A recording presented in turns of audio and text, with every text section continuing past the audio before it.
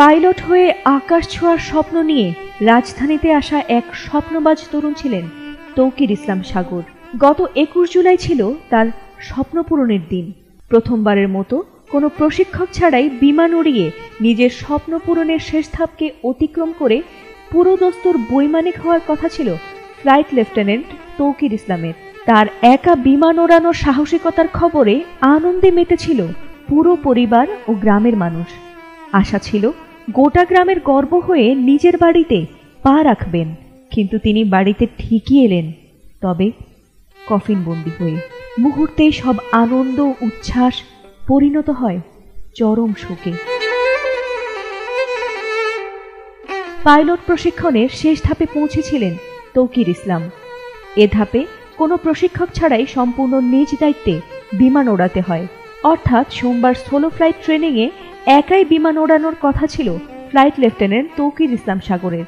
সেই মতোই সোমবার দুপুরে একক ফ্লাইটে আকাশে ওড়েন তিনি। কিন্তু হঠাৎ বিমানটিতে কারিগরি ত্রুটি আছে এমনটিই বুঝতে পারেন তিনি। তাই আর দেরি না করে সাথে সাথেই কন্ট্রোল রুমে যোগাযোগ করেন তিনি। নিজের জীবনের অন্তিম মুহূর্তে কন্ট্রোল রুমের সাথে কি শেষ কথা ছিল তার?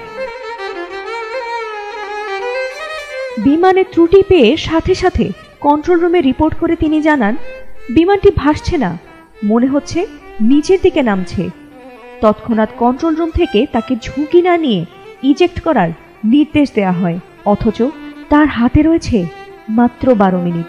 এ সময় তিনি উত্তরা, দিয়াবাড়ি, বাড্ডা, হাতিরঝিল ও রামপুরার আকাশে উঠতে থাকেন। কিন্তু সাহসী এই পাইলট জীবনের শেষ মুহূর্ত পর্যন্ত চালিয়ে যান বিমানটি রক্ষা করার। এমনকি সর্বোচ্চ গতি বাড়িয়ে বেজের দিকে ফেরার চেষ্টা করেন তিনি। কিন্তু এরই মধ্যে কন্ট্রোল রুমের সঙ্গেও তার যোগাযোগ সম্পূর্ণ বিচ্ছিন্ন হয়ে যায়।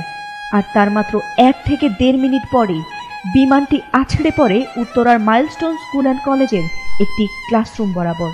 আর মুহূর্তেই আগুন ছড়িয়ে পড়ে মৃত্যুপুরীতে পরিণত হয় গোটা মাইলস্টোন স্কুলের ক্যাম্পাস।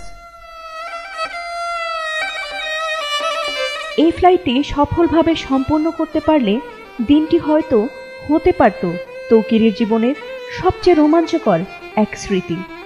কিন্তু ভাগ্যের নির্মম পরিহাসে সেই দিনটি হয়ে উঠল তার বিদায়ের দিন। তার পরিবার ও গ্রামবাসীর আনন্দ মুহূর্তেই ঢেকে যায় গভীর বিষাদে। বাংলাদেশ হারালো এক সাহসী ও দায়িত্বশীল তরুণ ফাইটার পাইলটকে। ফাতিমা সুলতানা, এটিএন বাংলা।